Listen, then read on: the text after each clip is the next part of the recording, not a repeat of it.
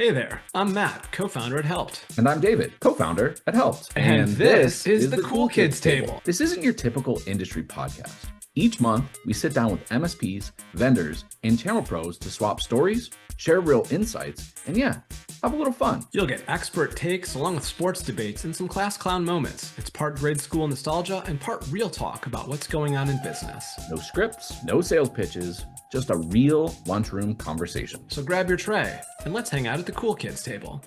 It's madder in here today, isn't it? More than usual. Welcome to the Cool Kids Table podcast. I'm Matt. I'm one of the founders here at Helpt, and I'm here with my co-host and co-founder, David. Hey, everybody. Today we have Matt Solomon, co-founder and chief business development officer at Channel Program. And Matt, can you tell us a little bit about yourself and Channel Program? Matt Solomon, co-founder of Channel Program. Got into the channel space back in 2015-ish with my current business partner, Kevin Lancaster. We are now on our fourth company together. I joke that he's the serial entrepreneur and I'm the guy that's smart enough to continue working with him.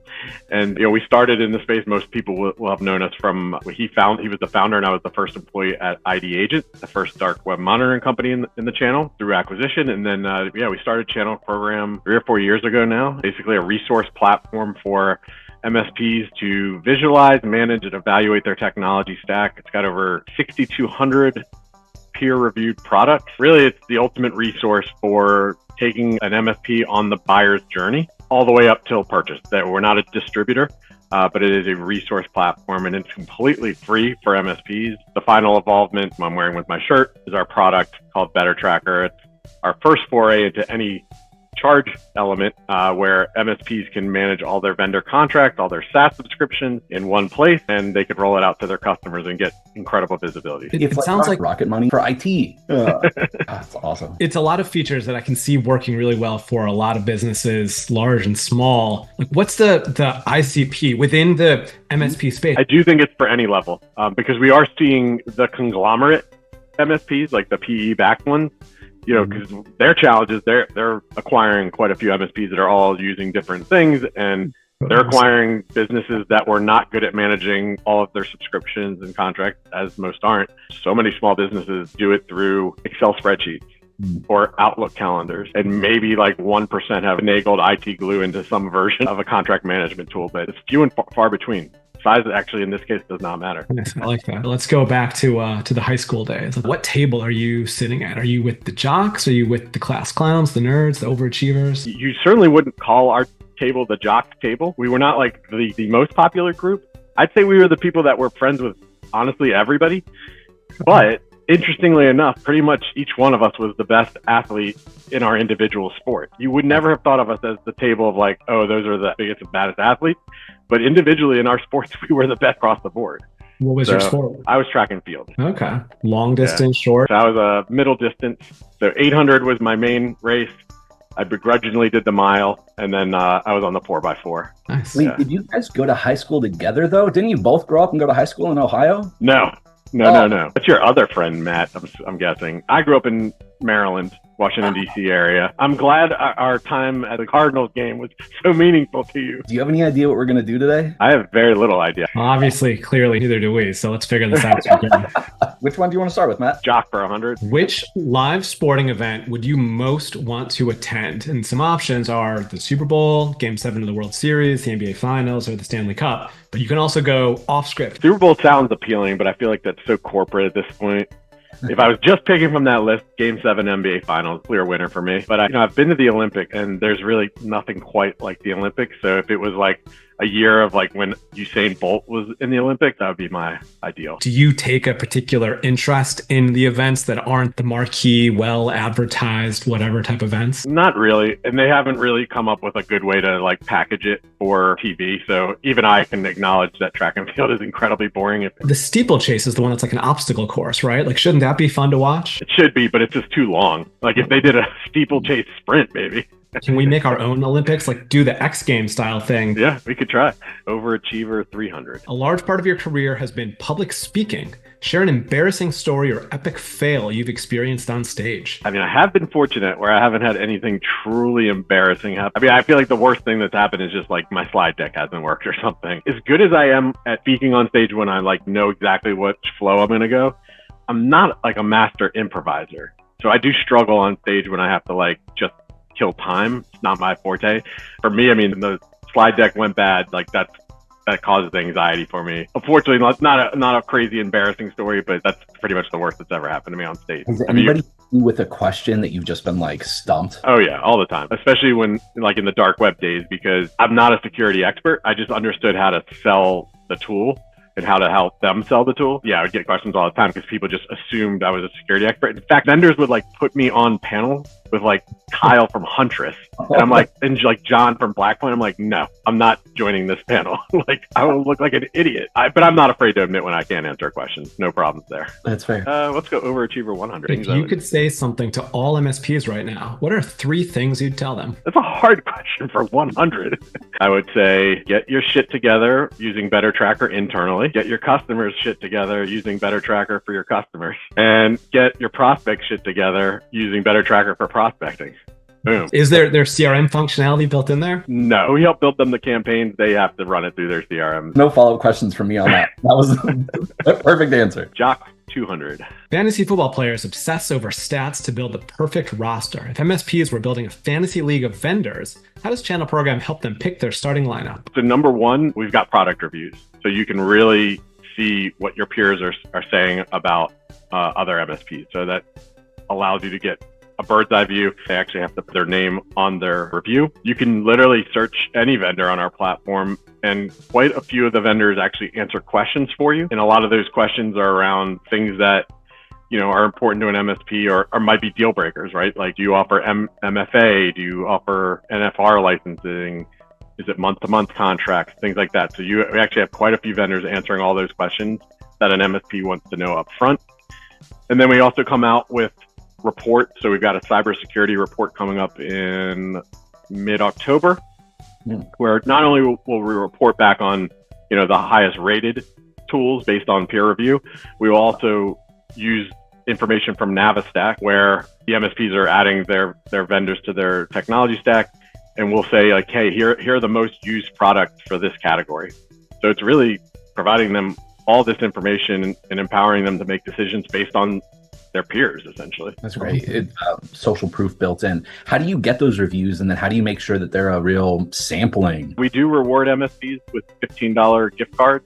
On occasion, there'll be $25 campaigns and things like that. You do need to get people to take action, but it is the good, the bad, and the ugly. So we do allow, you know, all types of reviews as long as it's verifiable, and you know, we've got a vetting process, and we do work with the vendors to make sure everything's legitimate.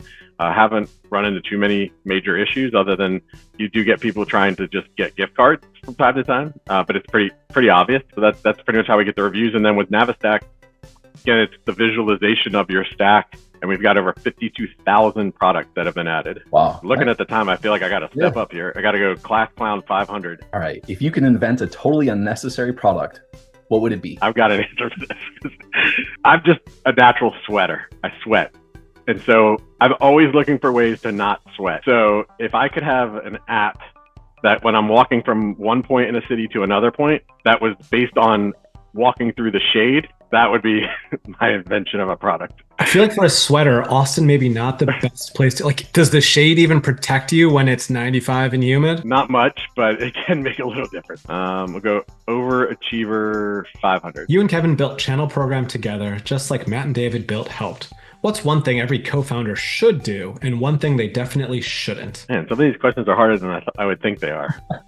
Do you guys have an answer for yourselves on this? Oh, man. When we were getting started, we had some people say, oh, you know, it should be 1 or 3. Like, it's hard because what do you do if you just disagree about something? So how do you handle that? That's tough. Well, actually, I'll flip this around.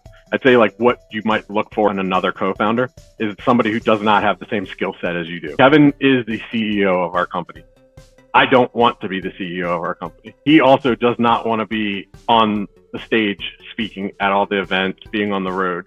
So we really do complement each other quite well from that perspective. And then things you shouldn't do. I mean, we get angry with each other, but I guess we've never really had like a shouting match or anything like that. So I think just respect people's differences and stick to your guns if you believe in something, and try to get them to understand. Now I'm getting into things you should do, which is be empathetic. So I like that idea of, sticking to your guns is something you believe in. So you've had the 4 businesses. I don't know, what degree of success each was along the way. Do you hit points where you're 6 months in and it just feels like, gosh, this isn't working, but you had the conviction to see it through? Was there a business that you made it 9 months in and said, this isn't going to work, let's just find the next thing? Yeah, I mean, IDagent, we started in the enterprise space, and I remember going into his office and basically saying, like, we were trying to get direct. I was like, this does not feel like it's working. I threw a Hail Mary kind of bringing up the MSP at the time. And I actually didn't realize that they were like 6 weeks from like shutting it down. We pushed forward and tried the MSP, and like, just luckily, like, it just took off. I mean, in retrospect, it sounds like it was a lot closer to shutting down than I ever realized. We did have that conversation. First of all, we're so far away from what we started when we were channel program. Better Trackers, our North Star, and we really know where we're going now. But definitely there's days, it's not that you don't feel like it's not working, just like, maybe this isn't the right path. You question yourself every day. One day I swear we have like the greatest ideas in the world, and then the next day I'm like, oh my God, what do we do? But I think that's natural for any entrepreneurs. And there's a podcast called How I Built This. You listen to that podcast, every story, I mean, these are companies that have become the biggest in the world. Every one of them had a moment where it was do or die. So it's pretty natural to have those do or die moments and those questioning of whether you're doing things correctly or not. All right, I think we have time for one more question. All right, Jock for 500. Sports dynasties like the Bulls or Patriots aren't built overnight. They come from culture, systems, and leadership. What's your long-term vision for channel program to become a dynasty in the channel space? I mean, I think it's continuing what we've built when we first started in the channel, which was being upfront, honest, and built a company on integrity. I think it's literally just continuing those 4 things that are part of every business that we've been a part of at this point. I think it's served us well, and I'm a big believer in like everything that goes around comes around. So I know mission, vision, and values is like super important. Did you have like a process that made you say, we're going to do that before we open the doors, we're going to do that 6 months in, we're going to do that whenever we feel like it? Did you even do it for all of them? I don't know that we've like ever sat down and like put pen to paper on that. I think a lot of it's just been led by example. There's like small little examples here and there that come to mind. We would often have like a BD team, the ones that were at events.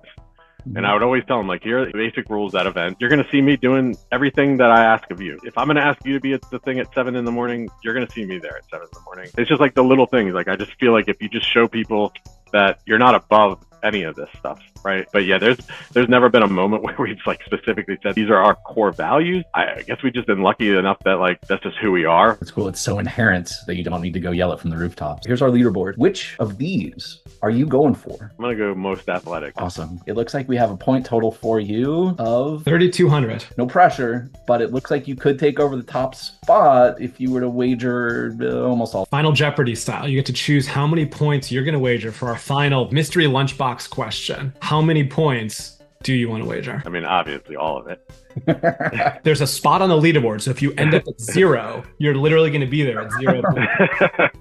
Good. In 2022, this New York Yankees slugger hit 62 home runs, breaking the American League single-season record previously held by Roger Maris. I know who he is. I can't think of his. Pressure's on. I cannot believe I can't think of his name. Aaron Judge. There you go. Awesome. All right. So that's 6,400 points. You've survived the lunchroom cast. You've earned your seat at the Cool Kids table. So now somebody watches this. They're discovering Matt Solomon for the first time. Where do they come to find you? They can just go to bettertracker.com or they can visit me on my LinkedIn profile. Perfect. Thanks for joining us today. It's been a lot of fun. Appreciate it. Thank you. So there was always all kinds of stories when we were IDagent of exposed, credentials, and particularly around the Ashley Madison breach, which interestingly enough had 15,000 .mil and .gov email addresses. So with IDagent, you kind of had this special trick where you could put the domain of any organization and it would pull up the 100 most recent compromised credentials. And so this one MSP told me a story where I guess they just didn't look at the results ahead of time, which I'd still strongly encourage anybody to do. And it was a husband and wife MSP owned. And they walked in, they did the scan, and sure enough, Ashley Madison popped up. And it started becoming a yelling match. And then that MSP literally had to excuse themselves from the meeting. And I don't know what ended up happening after that. That's wild. It's like that the question that we asked you, like, what's one thing that you shouldn't do to your co-founder? And the answer is, cheat on them. Yeah, yeah, exactly. It's Monday. That's what happens. Yeah, I'm gonna blame that on Monday. The rated R version. This is way more fun than a regular podcast, so thank you.